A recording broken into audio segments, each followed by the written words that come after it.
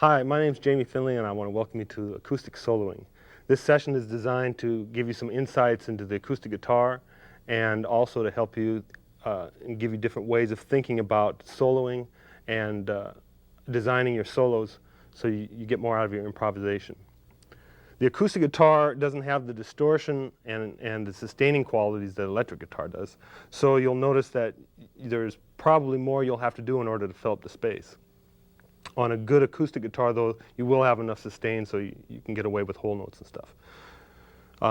One of the things you might want to think about when you buy a set of strings for the acoustic guitar is the heavier the string, the more the top of the guitar is going to move.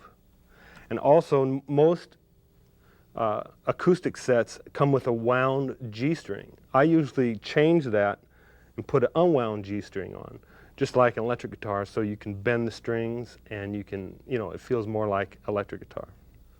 So before we get started, let's get tuned up. Here's a high E.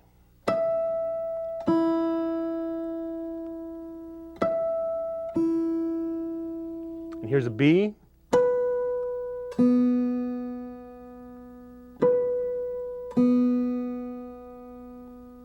Here's a G.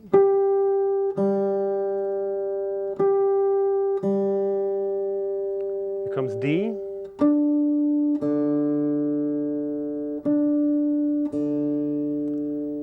It's A.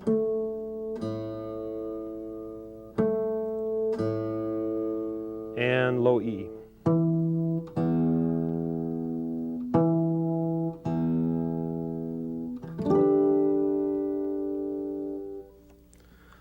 Okay, so many musicians think about music like a language, and language has certain rules of grammar and spelling and punctuation and pronunciation.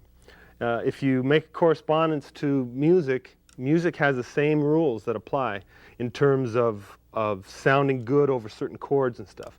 And if you know how to sound good over certain chords or where certain chords come from, it's easy to come up with the right notes to play over those chords, and that's basically what soloing is all about. In music, the most common scale is the major scale. It sounds like this.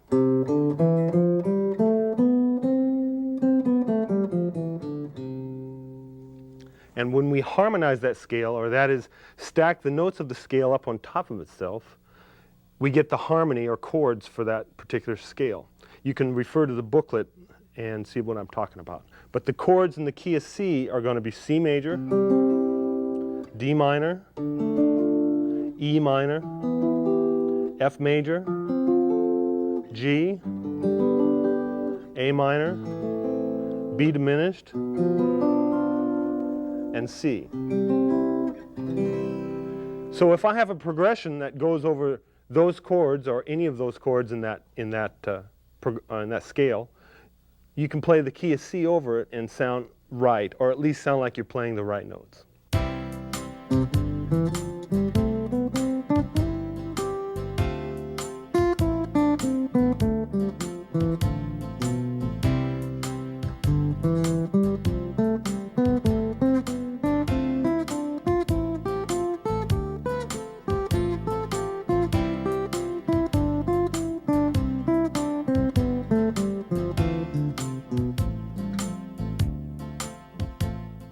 So that's a little two-chord progression, both chords coming from the key of C. First one is a C major, and the second one is a D minor 7.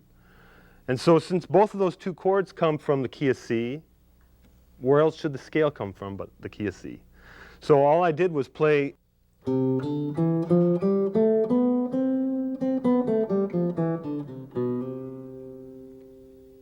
So in most situations, what you're going to be doing is soloing over the chords. And if you understand where the chords come from, the harmony of the major scale or the minor scale, then you don't have any problem with coming up with the right notes. What I'd like to do is show you the 5 different major scale patterns, and then suggest that you work on these and get them underneath your fingers. The first one I want to show you is pattern number 1.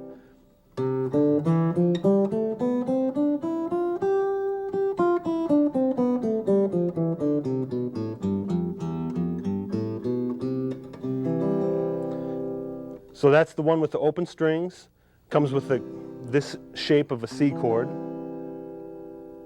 Pattern 2 is the one right above that, It's this shape of a C chord, the same shape as A.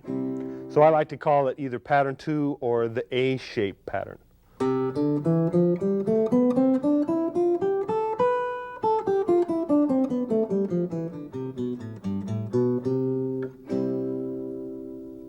Then the next one is pattern 3, and I like to call it the G shape pattern.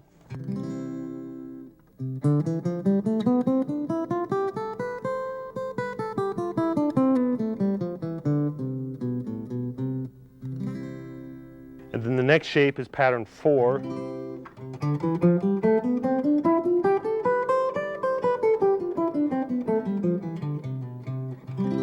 I like to call this one the E shape pattern because it's like a bar chord, bar E chord. And the next shape is pattern 5.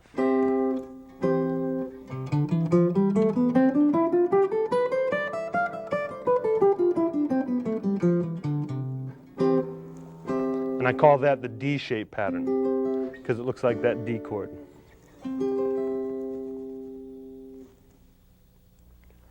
What I've shown you is the 5 basic patterns of C major. And I've also shown you a chord that goes along with each of those patterns. When you practice the patterns, I want to recommend that you play the chord, then the pattern,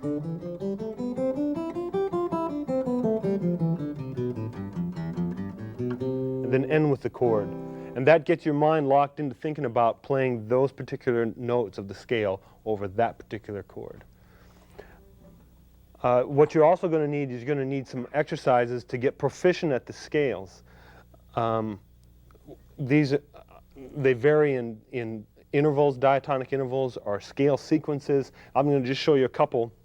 And the more you can get underneath your fingers, the more fluid and good sounding your improvisations are going to be. This is a diatonic thirds sequence. What I do is I play a scale tone and then I play a third above that. And a third is the distance between the notes. You always include the notes that you're starting with. So this is 1, 2, and 3. So that would be 1 and 3, and then 2, and then the third above that, which would be the 4th. And then the 3rd and the 5th above that. And then the 4th and the 6th. So altogether it sounds like this.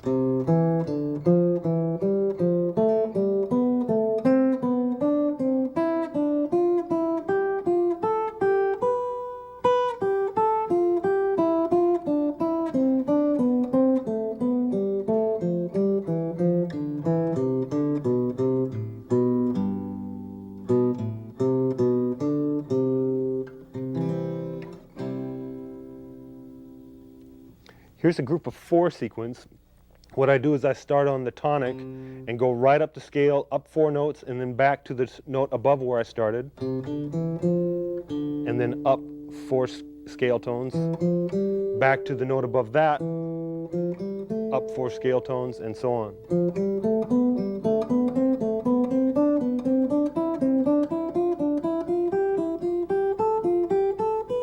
And then I reverse.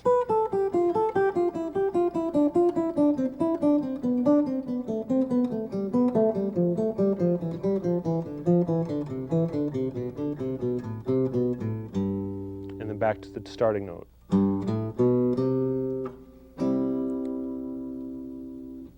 You want to get these patterns and these sequences and interval studies in all the different patterns so you have a lot to say. In vocabulary or in language, what the people that are interesting to listen to are people that have a big vocabulary or lots of ideas to talk about. In music, it's the same thing. If you've got a lot of ideas to express or a lot of different things underneath your fingers that you can play and sound interesting with, the more people will want to listen to you and the more fun you're going to have making these solos. Another thing that people use that come directly from the chords and the scales are arpeggios. And what an arpeggio is all the different notes in a chord. In a C chord you have the notes C, E, and G. Well, the arpeggios of that chord would be C, E, and G, and then C, E, and G, and then C, and then on up as far as you can go. So each scale pattern has arpeggios. There's a major arpeggio for pattern 2. Here's a minor arpeggio for pattern 2.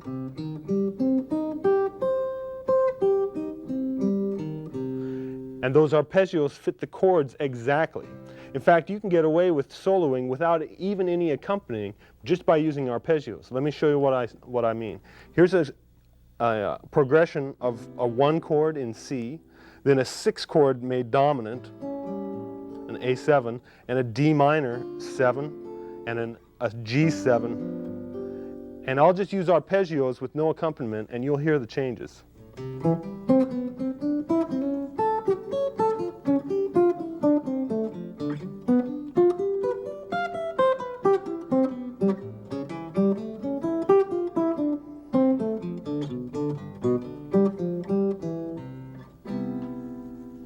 So arpeggios are a really great device to use in soloing, along with scales. I want to show you guys some ideas about connecting your arpeggios and playing them and practicing them, coming up with some good devices for that. You should be able to get all of your arpeggios in all of your patterns.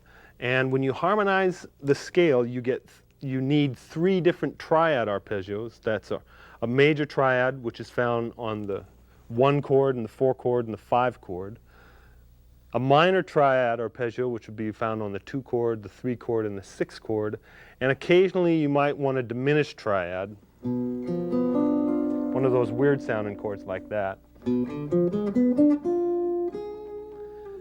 And those would be the triad arpeggios that you want to get. You can also harmonize up beyond the 5th to the 7th degree, which will sound like this on the 1 chord. On the 2 chord, it'll sound like this. The 3 chord will be minor also. And the 4 chord's major. 5 chord is dominant. 6 chord's minor 7. 7 chord is a minor 7 flat 5. And C major again. C major 7. Okay, so when you harmonize, you get 3 different triads that you need to know about and 4 different 7th chord arpeggios. I find that the 7th chord arpeggios are a little easier to play, and so I want to focus on those.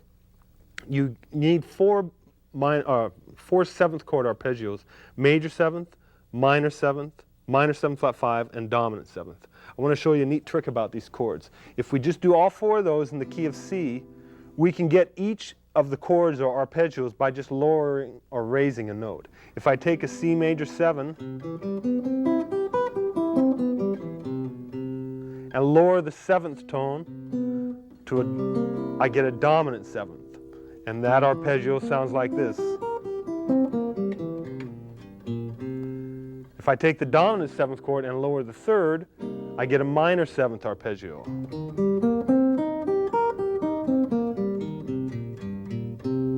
If I take the minor 7th arpeggio and flatten the 5th, I get the minor 7 flat 5 arpeggio.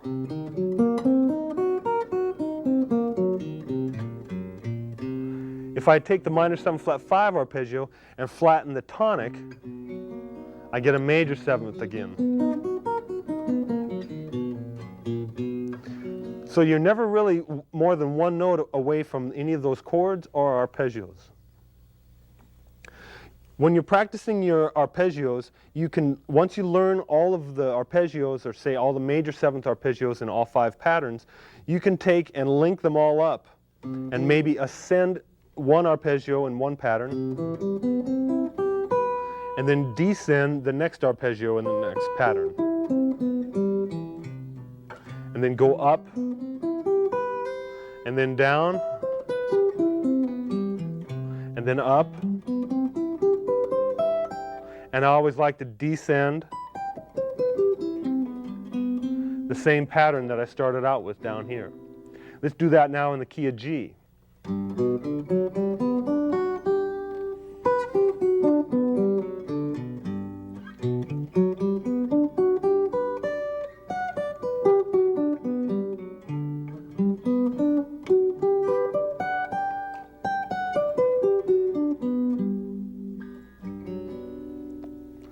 How about one in minor? we'll do minor 7 in the key of D minor.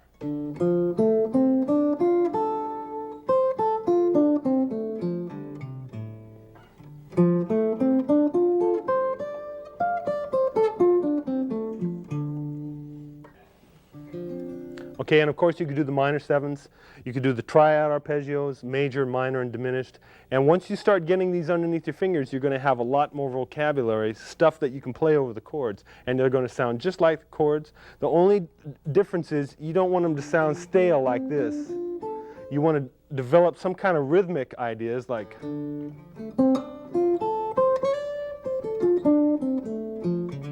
and slide into some of the notes, bend some of the other ones, throw some blues licks in there, and you're going to have it in no time.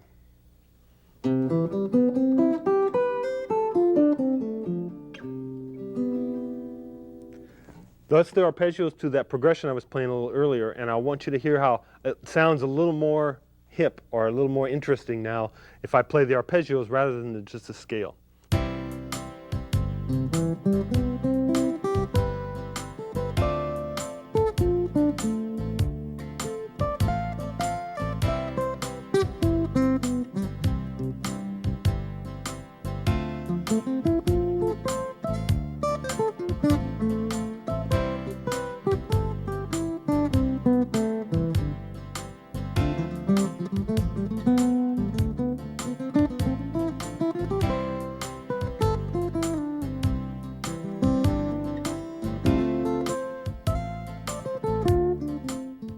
The other things I wanted to show you on this video was taking some of these ideas and putting them in real life situations in different styles.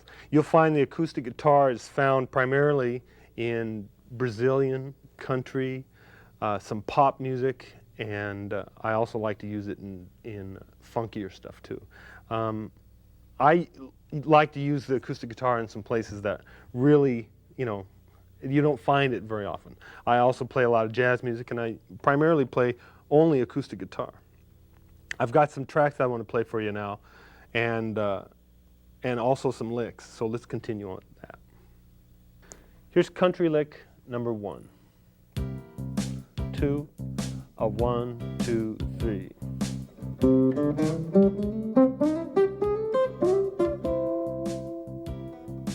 It's a pentatonic scale with 6th at the end.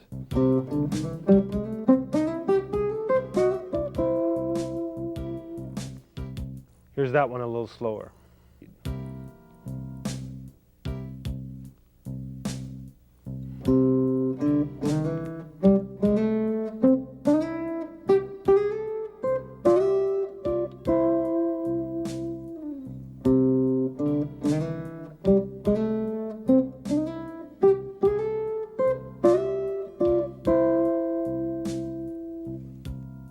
One more time fast.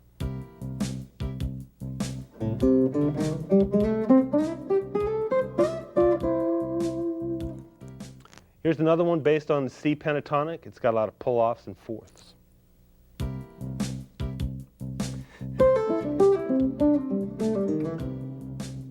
Here again. And here's that one half speed. 3, 4.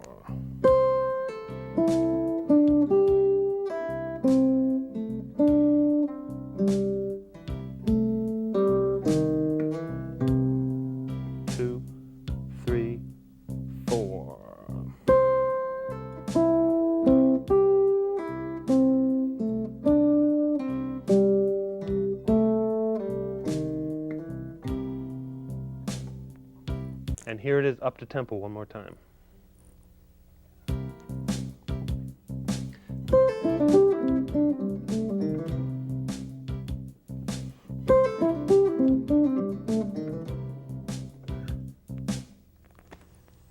Here's another riff in C blues.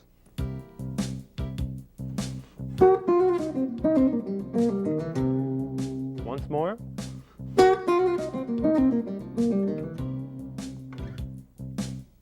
Here's that one a little slower.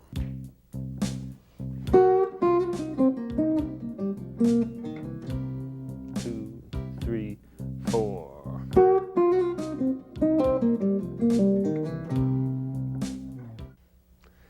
Here's another riff utilizing sixths in a blues setting.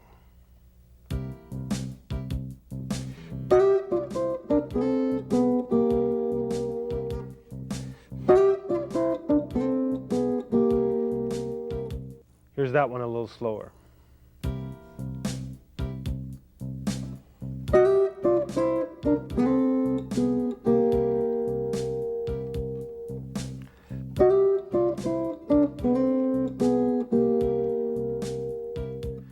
Here's another one that utilizes this bend. It's very bluesy.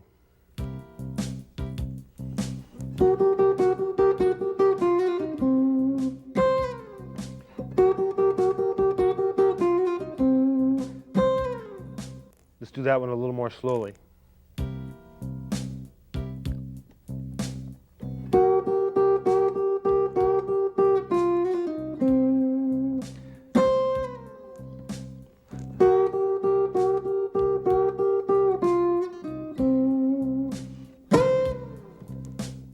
Here's one that utilizes the blues scale.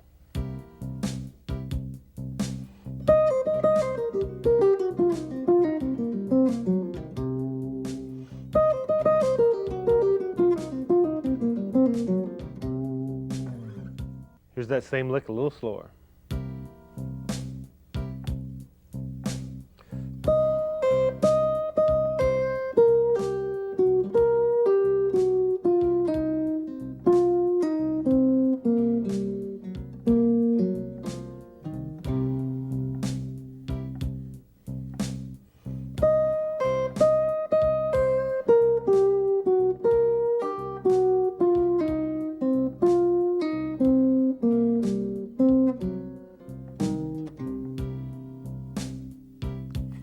This next one reminds me of B.B. King, and then it has a finish just kind of like Joe Pass.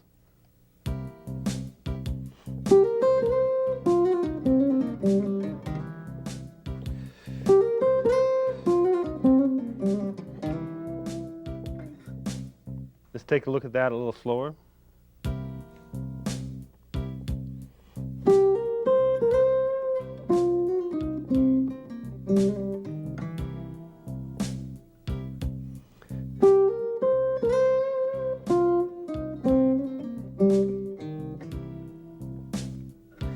This next one is similar to the B.B. King Joe Pass one. Let's check it out.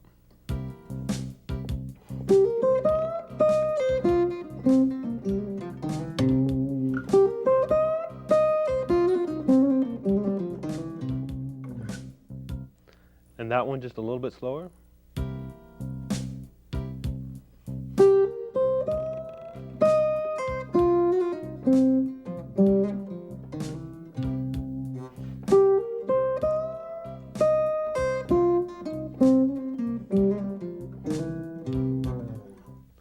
I'm going to play a little 12-bar blues for you now and show you some of the licks that we just went over, and of course some other ones. So check it out.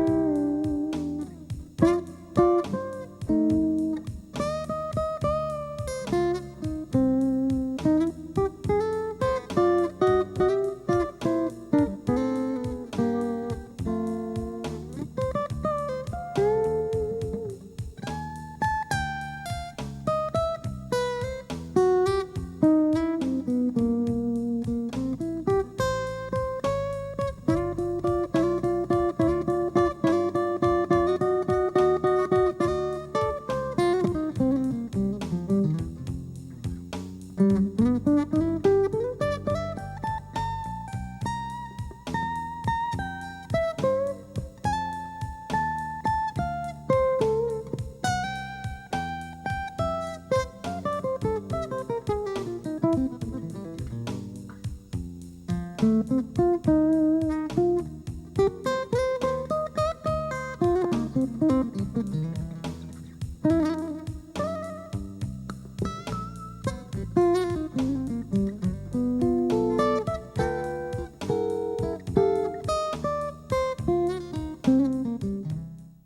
know I played a lot of blues licks in there. Let me just talk briefly about the blues scale.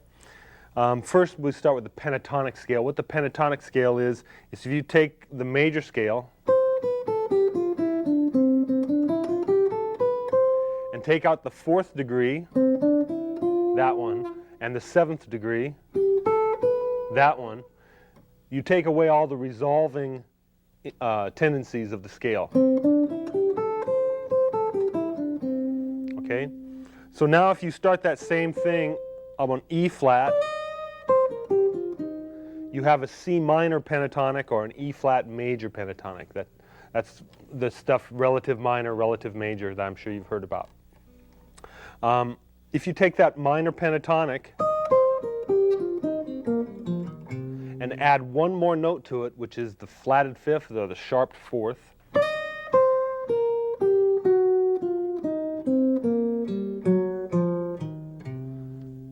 that's the blues scale.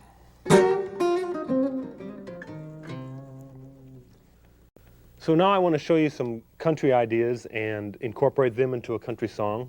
The first one I want to do is in the key of G. When we're playing country, we're using primarily the major pentatonic. I talked briefly about major and minor pentatonic. This is the major pentatonic, or the 1, 2, 3, 5, and 6 of the major scale. Remember, the pentatonic is the major scale without the 4th and the 7th. So here's the first major country lick in the key of G. 2, 3, 4.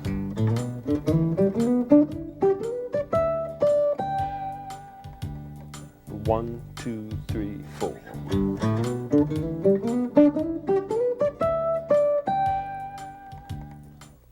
So here's that same thing a little bit slower.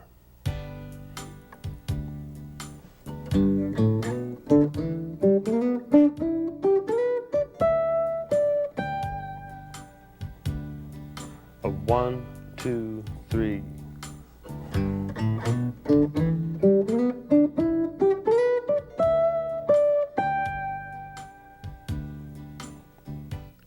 All right, this next lick is in the key of G again. It utilizes clusters and emulates the sound of a pedal steel.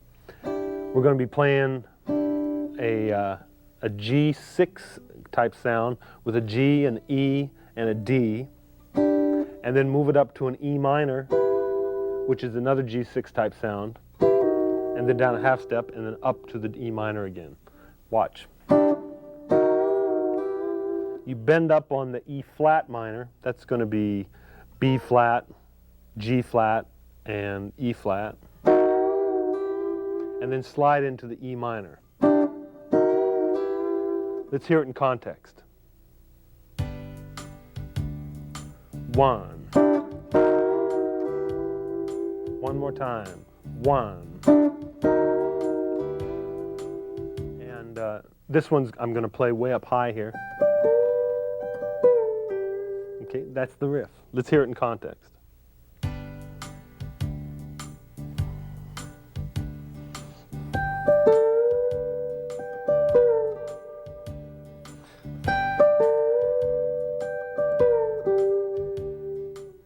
You can phrase that rhythmically different and it'll sound like you have more than one lick going, but really it's the same one.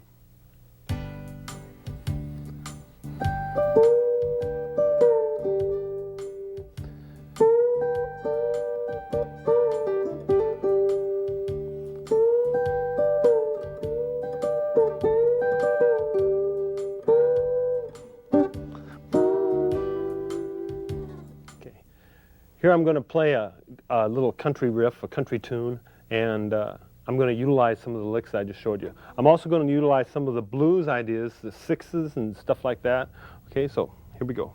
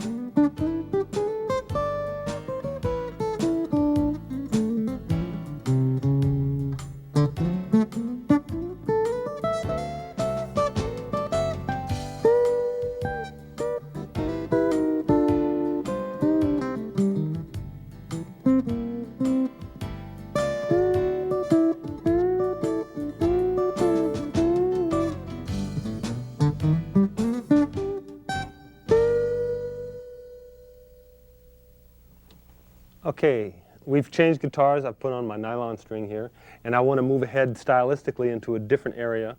I want to talk about Latin music a little bit, Brazilian music, and I want to introduce a new scale, the harmonic minor scale. First, let's make this reference to the major scale, the C major, and how if we start that scale on the 6th degree, or this 6th degree, we can have its relative minor scale.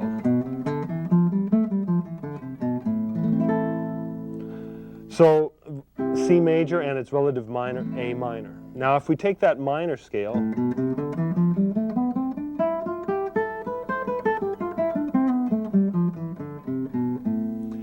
and instead of playing a natural 7th, which in this case would be a flatted 7th,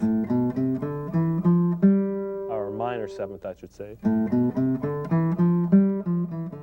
what we're going to do is we're going to sharp that 7th and make it, in this case, a major 7th.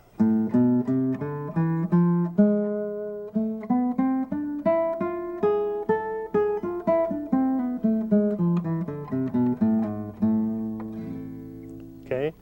Now, if the place where we want to use that is when a dominant chord, that's the 5 chord, goes and resolves to a minor chord, either down a 5th or up a 4th.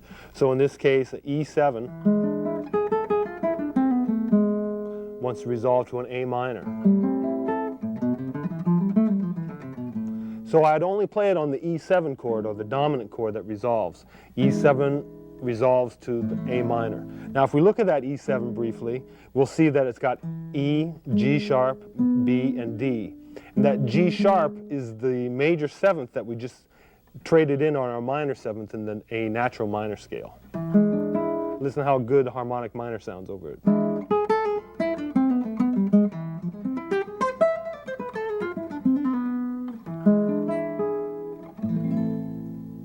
Okay, let's go to the key of D minor now, and I'll show some arpeggios and some other licks just on the D minor 7 to the A minor, or A7 to D minor.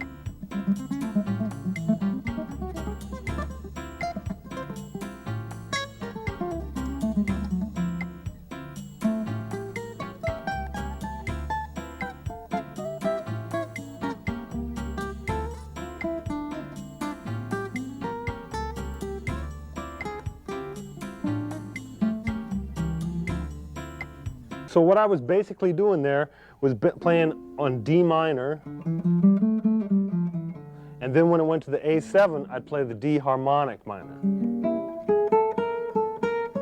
and stick that C sharp, the 3rd of the A7, into the scale. You can tell the difference just between the scales.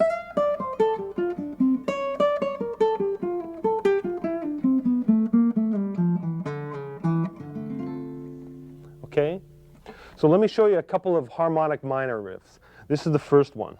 I'm just going to play them without any metronome or accompaniment.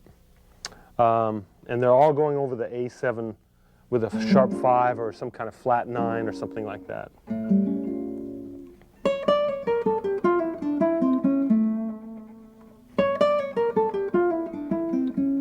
Here it is a little faster.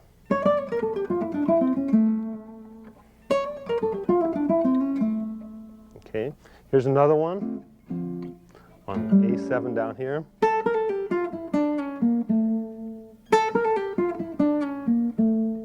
Here it is a little faster. Okay. Also notice when it came to the A7, sometimes I played these 6s again. This time they're major 6s. And I'm just playing them in minor 3rds. They sound really melodic, and they have that Spanish quality that you hear on a lot of flamenco stuff. And I'm just moving them in minor thirds.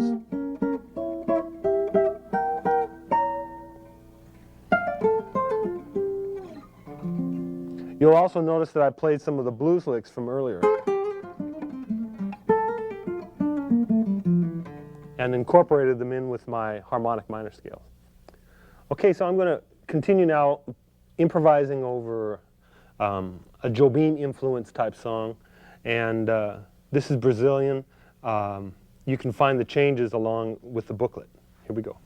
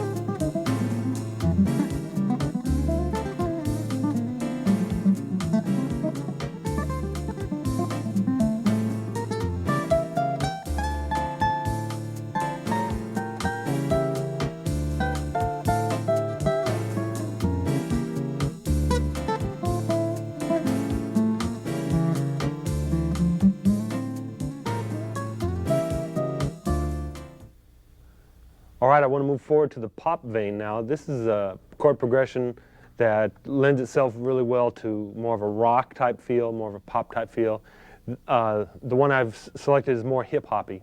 The progression goes E major, and then an E7 with like a flat 5 in the bass, and then an A major 9, and then a D9, or a D13, to C sharp minor, or C sharp minor 9, to an F sharp 13, and then F sharp minor, G sharp minor, A major, to a B9 sus, and that's 2, 3, 4, 5 suspended in the key of E. Then it repeats again, does another little ending. You'll catch it. It's all in the booklet. Here we go.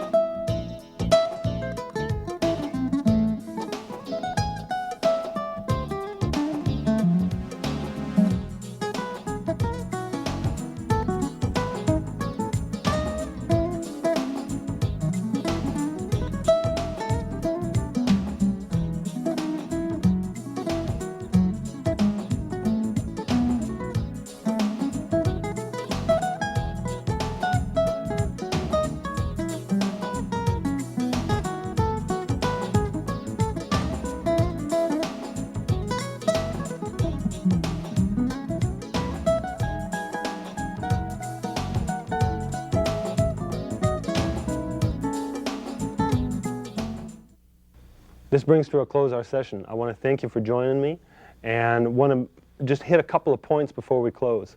That is to make sure you understand where each chord comes from. If it's a dominant seventh, you know, it's got to be one of the 5 chords. Have something to play over every chord that you have, some melodic idea. And you can play your chord and then that scale or the arpeggios. Be sure to practice linking up your ideas, starting on different directions and stuff like that. There's a couple of CDs that you can get of mine, and you can look for the 800 number at the end of this tape.